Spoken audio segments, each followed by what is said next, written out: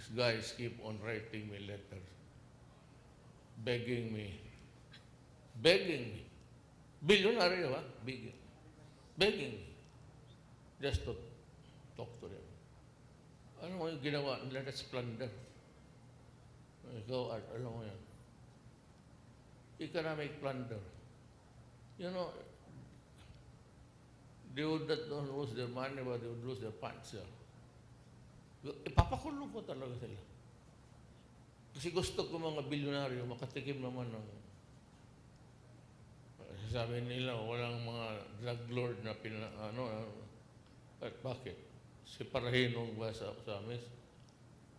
Maliit na tao yun sa gobyerno.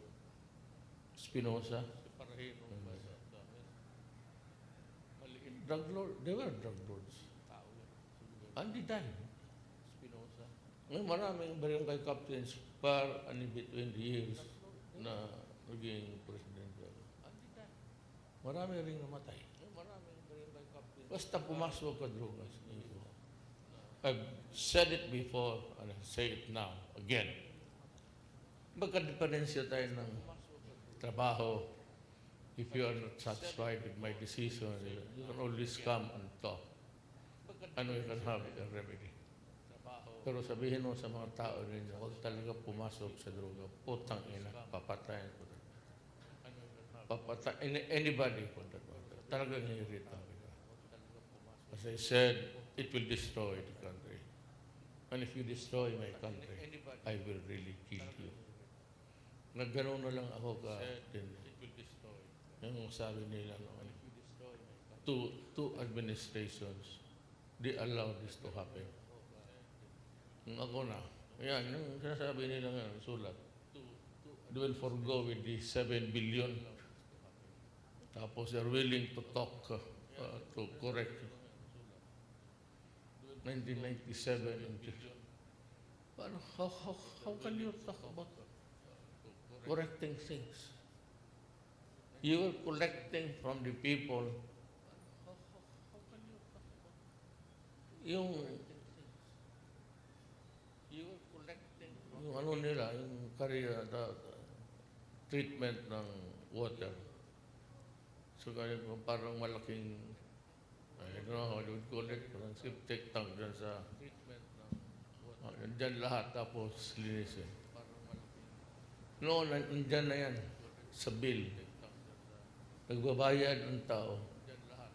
Environmental, they just coated it with a very nice word. Pero actually, it was a collection na for to build a water treatment. Never came. Ang collection niya, paano? And the people expecting that we have to earn money. And you place in the contract, the corporate income tax shall be spread in the accounts of the consumers in public. Tayo pa ang tapon ito.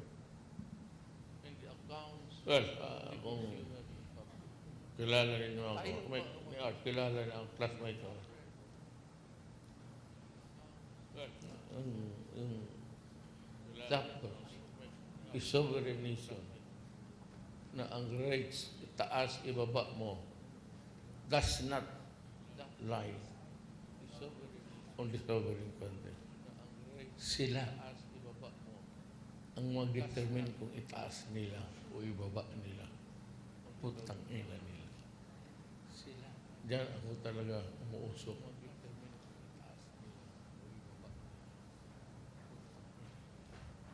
I really do not know how I would. I'm at a loss even today. Di ko talaga alam kung paano. Kung paano ko sila drugin. Kita mo, yung mga mayayaman, tahimik lahat na.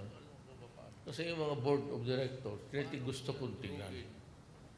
No, if you are one of the board of directors, you might want to raise your hands. Because I have something to tell you. Depende. I will feel the pulse of the people. Pag sinabi nila, Mayor Queretano, then I'll file economic sabotage. My case is airtight. Mismo yung contract ng putang ina niya. Kung iharap mo doon sa anti-graft law, it mirrors, it is a mirror of the anti-graft and corrupt practices law, Republic Act 1319. It is a mirror. Hindi ko talaga alam. Hindi ako negosyante.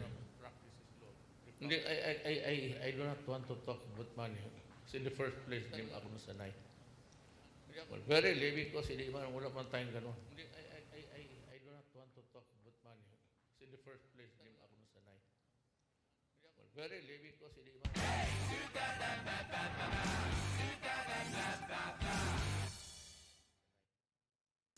Jollibee Super Meal. Mga kapusok, umapi ang mga kumpanyang Maynila at Manilawak.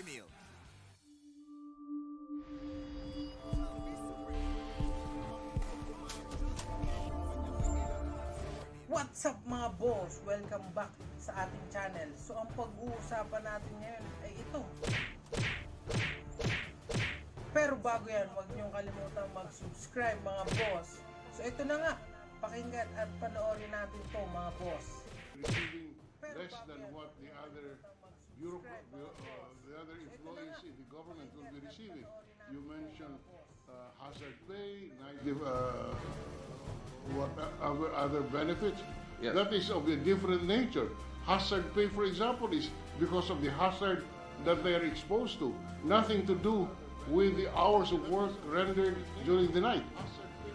So we cannot use as a reason that they are receiving hazard pay or the other benefits because those are for a specific purpose and cannot be used to rationalize the lesser amount of night differential pay that they are entitled to. This is the reason why we're asking these questions because we know the... I agree, Mr. President. But as of now, the DOH, meron po silang night differential pay. For 2020, it's about 19.6 million. Yes. So that's 10%.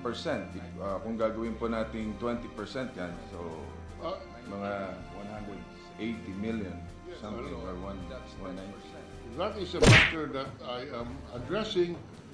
I have no solution, but that is an issue which must be confronted because you will be discriminating against the nurses. I am in favor of putting them at 20%, so everybody gets 20%. Yes, Mr. President. Moreover, Mr. President, you must remember that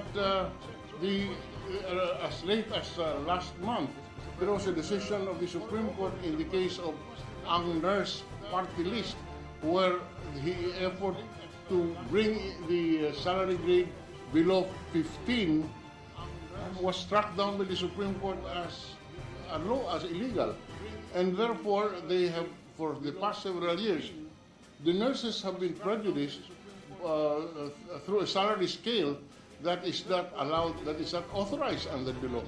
Now, if we pass this, I think the situation will worsen because then you are discriminating against them by virtue of a provision of Republic Act 7305, which grants them only 10%. My suggestion, Mr. President, is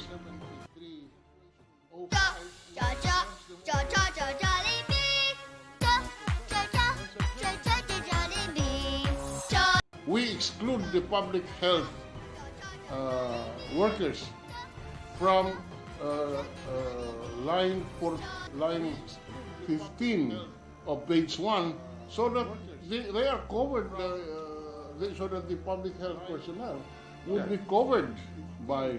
I will accept, Mr. President. Will be more than willing to accept it. Ang layunin po natin dito ay masuportahan po natin yung mga nag-overtime natin mga kawani, ang ating nagtatrabaho ng gabi. So by amending or deleting lines 15 and 16 on page 1, in effect, we will be covering public health workers. Is that correct, sir? Yes, yes, Mr. President.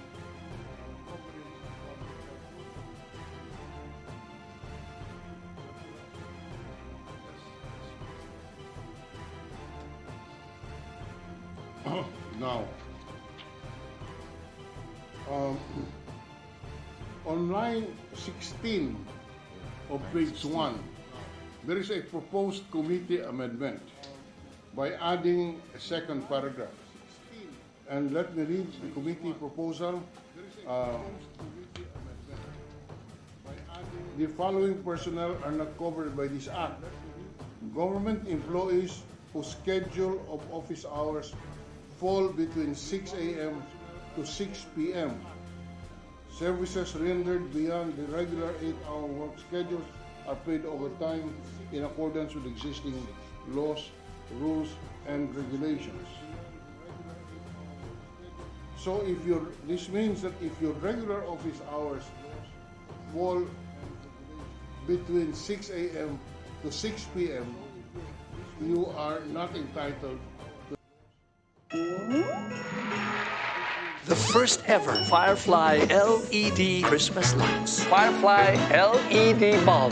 Certified by TÜV, a world-renowned German testing institute. The spirit of Christmas made even brighter with Firefly LED lights. World-renowned German testing institute. Christmas made even brighter with Firefly LED lights.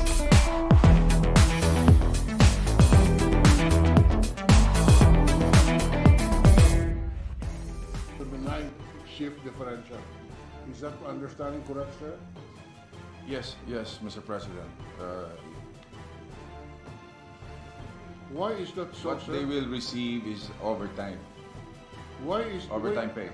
May we ask, sir, why are we excluding these employees when it is a night differential and their work falls at night?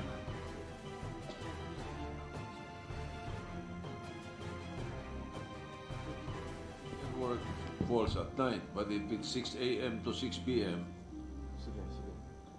I'm sorry. that's not included. Yes, Mr. President. Kung ang pasok po nila... I'm sorry, I take that back, sir. All right. Oh, you take it back? Okay. Oh, okay. So if they work beyond 6 p.m., even if it's regular hours, they are entitled to night shift differential. Is that No, correct, sir? no, no, sir. Huh? Overtime pay po yan. Overtime pay. In other words, Ang covered lang po nung dito sa ating measure is from 6 p.m. to 6 a.m. Okay. the following day. so if you are working from 6 a.m. to 6 p.m., and then you work until 7 or 8 p.m., overtime lang, hindi night shift. differential. Overtime po yan. Sa overtime pay sila. Thank you. Bakit po hindi kasama ang night shift differential for the hours that you work in the example given by the Senate President? Ang purpose po nito is for graveyard shift. Yung from 6 p.m. to 6 a.m., Mr. President. So that is the purpose of the measure. The measure.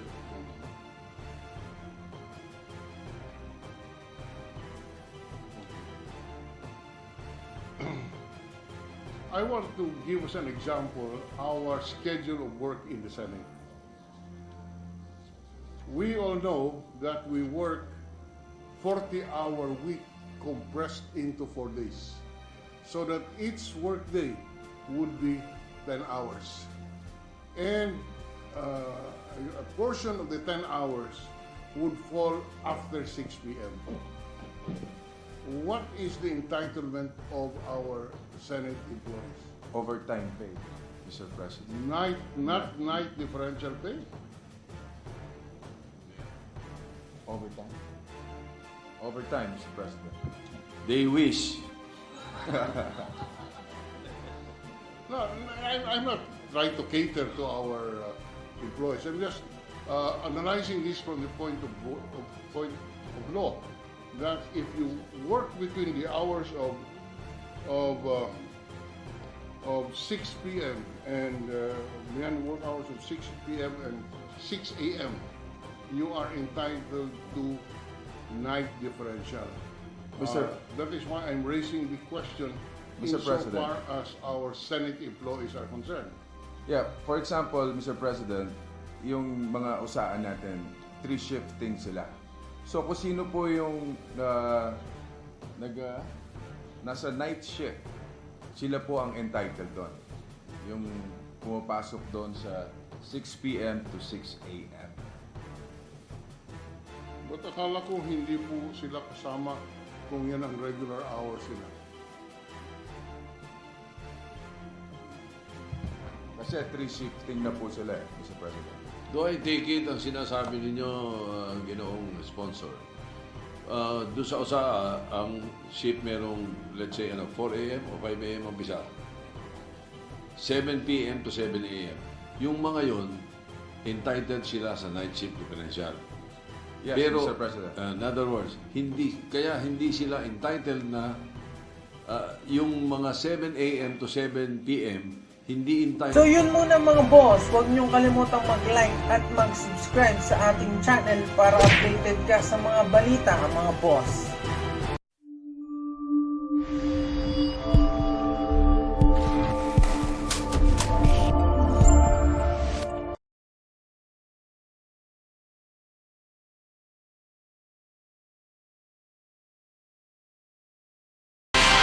Mga kapuso, kumabig ang mga kumpanyang Maynilad at Manila Water. Hindi na nila sisingilin ng gobyerno sa bilyong-bilyong pisong danyos na una nilang inilaman bilang kapalit ng hindi na ipatupad na singil sa tubig. Hindi na rin daw tutuloy ang nakaambang taas singil sa Enero. Yan ang tinutukan ni Victoria Tulad. Let us stop this business of milking the people. Ipapile ko to. Economic sabotage and I will arrest them. Matapos ang bantang iyan ng Pangulo noong isang linggo, kumabig ang Manila Water at Maynilad. Sa pagdinig ng House Committee on Good Government and Public Accountability, sinabi ng dalawang concessionaires na hindi na nila hahabulin sa gobyerno ang hinihingi nilang danyos dahil sa hindi na ipatupad na singil sa tubig sa mga nakalipas na taon. Mahigit 7 bilyong pisong danyos, dapat yan para sa Manila Water, at mahigit 3 bilyong piso sa Maynilad na inaward sa dalawang kumpanya matapos dumulog sa Permanent Court of Arbitration sa Singapore. Hindi nyo na po ba sisingilin yung 7.4 billion? Opo sir, susunod po kami sa kagustuhan ng gobyerno at ng pamahalaan at ng Pangulo po. Sang-ayon po kami sa direktiba ng Presidente, sa kagustuhan ng Presidente. Wag na ho naming habulin yung historical arbitral award sa amin. Hindi na rin daw muna itutuloy ng Maynilad at Manila Water ang nakaambang taas singil sa Enero. Ipinarating po namin sa MWSS sa aming sulat noong 3 ng Disyembre ang aming hangarin na makipag-ugnayan para magkasundo kung paano maaayos, maipatutupad ang pagpaliban sa nasabing na aprobahang taas singil ng tubig. Pagsunod sa kahilingan at kagustuhan ng gobyerno, kami po ay sumasang-ayon na papatuloy na pag-usapan kung paano i-deal po yung increase ng presyo. Bukas din daw ang dalawang water concessionaire na pag-usapan ang mga di umano'y maanumalyang probisyon ng concession agreement. Kamakailan sinabi ni Department of Justice Secretary Menardo Guevara na nakakita sila ng 12 probisyon na pabigat sa gobyerno at sa publiko. Kabilang dyan ang pagpapalawig ng kontrata ng Maynilad at Manila Water hanggang 2037, ngayong sa 2022 pa ang expiration ng mga ito. Ayon sa Manila Water, kung hindi pinahaba ang kontrata, kakailanganin nilang tapusin ang mga proyekto sa ilalim ng Clean Water Act sa mas maiksing panahon na magre-resulta sa mas mataas na singil. Mula 16 pesos per cubic meter, magiging 37 pesos per cubic meter ito.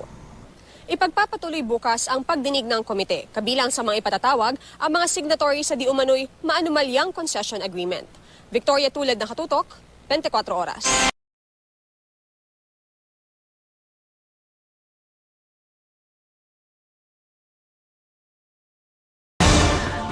doble-doble ang pasasalamat ng summa cum laude sa University of the Philippines ngayong taon. Bukod kasi sa pinakamataas na karangalan, nakamit rin niya ang pinakamataas na marka sa universidad matapos ang World War II. Ang kanyang general weighted average, 1.004. Live mula sa Quezon City, may report si Bam Alegre. Bam? Jessica, tuwing graduation sa UP Diliman, kinikilala yung pagsisikap ng bawat mag-aaral na magtatapos. At yung may mga matataas na marka, ginibigyan niya ng espesyal na pagkilala. Pero gaano nga ba kahalagang batayan ang numerong ito? Narito ang ulat.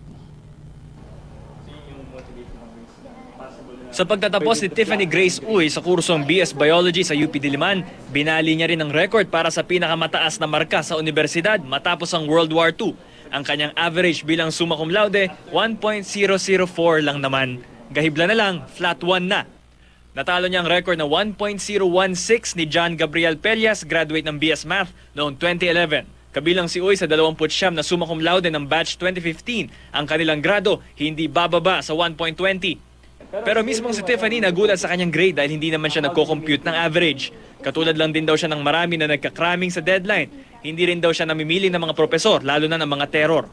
Yun nga lang, lagi siyang may inspirasyon para mag-aral ng masinsinan, anuman ang asignatura.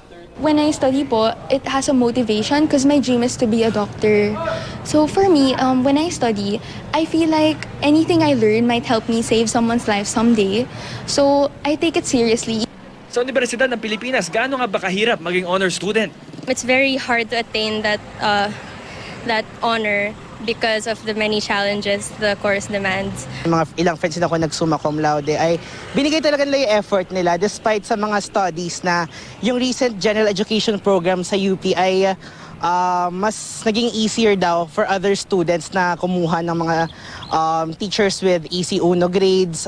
Mula 1964 hanggang 1972, walang nagtapos sa UP Diliman bilang summa cum laude. Pero nagbago yan sa paglipas ng panahon. Sa pagitan ng 2008 hanggang 2014, nagkaroon ng universidad ng 132 na summa cum laude. Tumalino nga ba ang henerasyon ngayon o dumali lang ang mga asignatura? Sa pananaw ng isang sociologist, epekto raw ito ng maraming salik. For one, it's easier to study now because of the information na available. Preference nila yung kumuha ng professor na noted na nagbibigay ng higher grades. Posibleng ganun ang nangyayari. Pero sa UP, kung titingnan mo, hindi rin masyadong yung ganong observation kasi may mga limits sa number of students in the class. Pero sa lipunan natin ngayon, gaano nga ba kahalaga ang mataas na marka? Yung grades talagang tinitingnan yan, no? For one of the bases for accepting ng mga aplikante sa trabaho. I would like to suggest, especially for other students, to hone themselves holistically speaking. So hindi lang yung pagdating sa puro grades. For example, kailangan yung ating social skills, interpersonal skills, okay din. Jessica, ngayong gabi nga kasama natin si Tiffany. Si Tiffy. Hello, Tiffy. Pwede bang ikwento mo sa amin paano mo nagawa yun? 1.004. Ibig sabihin, puro uno yung iyong mga grado halos. Saan ba bumaba sa uno yung iyong grade? Ma'am, bumaba po yung grades ko sa Art Studies 1, kung saan nakakuha po ako ng 1.25. Mababa na yun para sa'yo, ha? 1.25, medyo mataas pa rin yun, uno pa rin yun. Paano bang ginawa mong pag-aaral? Meron ka bang, was there something in the water or the air that you breathe or you drank dun sa tubig? Kasi yan ang mga tinatanong, paano niya ba ginawa yun? Ang galing-galing naman yan, tali-talino naman niya. Ma'am, hindi po yun talino. It's actually more of hard work, I think. Hard work. Paanong hard work? Ma'am po, all you have to use is nights of cramming and no sleep and being able to keep your focus. I assume, sabi mo kanina, you want to be a doctor, tama ba? Yes po. Ano ba yun? Baka genius ka, hindi kaya? Hindi po. What usually takes po a normal person 1 time to read would take me 3 times po or 4 times to understand. Oh, so talagang dinoble, hindi lang dinoble, triniple mo yung iyong pagsisikap or more than triple? Yes po. If not, hindi po ako papasa. Sana, sabi mo, Waterloo mo ba? Pero although 1.25 pa rin naman yun eh. Pero ang pinakamahina mong subject, tama ba sa arts? Tama ba yon? PE actually. PE? Mga grades ko po sa PE, 1.75, 1.5, 1.25. Yung tanging una ko po sa PE lecture. Oo. Alam mo, oo nga, noon hanggang ngayon, problema yung PE dyan sa UP eh. Yan ang medyo iinis o nahihirapan ng marami kasi medyo tedious, lalo na yung succeeding PE, no? Although, hindi yata kasama yun sa computation ng grades, di ba? Yes po, hindi po siya kasali. Oo. Ano pa? Ano pa yung mga mababa mong grades, Tiffany? Although nakauna po ako sa ibang subjects, may mga exams po na muntik na talaga akong bumagsak. May isang exam po na nakuha ko ng 72 at napamuro ako pagkatapos ko ipass yung exam, tapos natatawa na lang po yung guro sa akin. Oh, okay. Tiffany, hingan ka lang namin ng tips para dun sa mga ibang estudyante na nagtataka paano niya ba ginawa. Bigyan mo sila ng inspirasyon. Ano ba ang nararapat? Actually po, what I want to say po is that grades is just a number. So the real measure of what you studied is the tangible application you have in the future once we graduate and we serve our nation. How does it make you feel na na-break mo yung record? Imagine of all UP graduates since after World War II, ikaw yung naka-break ng record. Ikaw yung ever pinakamataas ang nakuhang grade.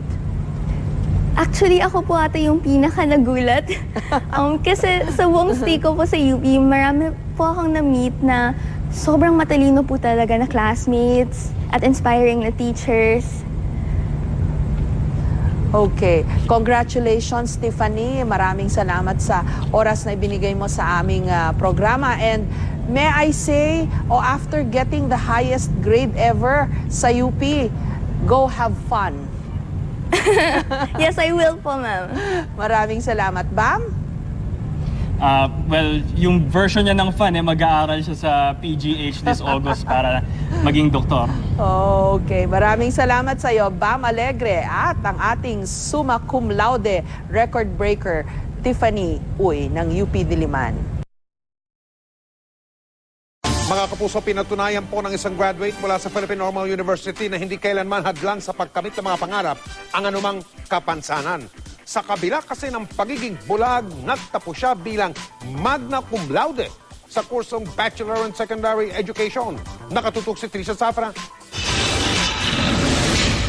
Magna cum laude at pangatlo sa may pinakamataas na grado sa Philippine Normal University si Eric Marco Ramos. Nagtapos siya ng kursong Bachelor in Secondary Education major in English nitong April 5. Yan ay sa kabila ng kanyang kapansanan. Hindi siya nakakakita. I already have a disability. Hindi ko pa ba huhusayan yung trabaho ko? Siguro it's also a way of kumbaga balancing out the things that I don't have. Siguro to show people na there are things that I don't have, pero there are still things that I can do.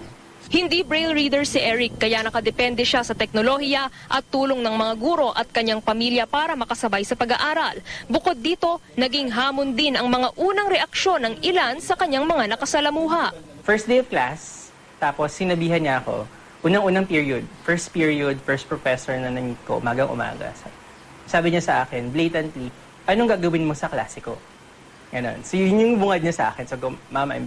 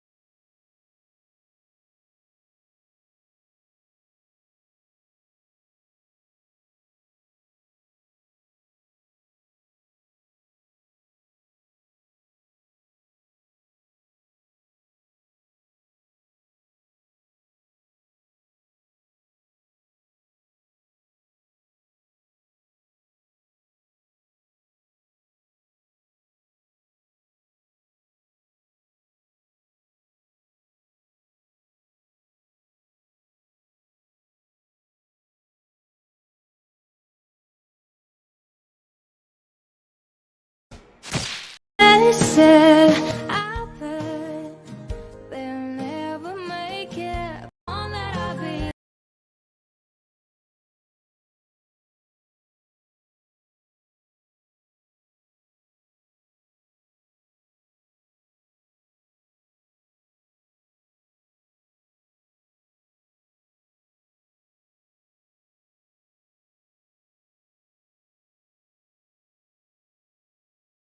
You are great. You'll never.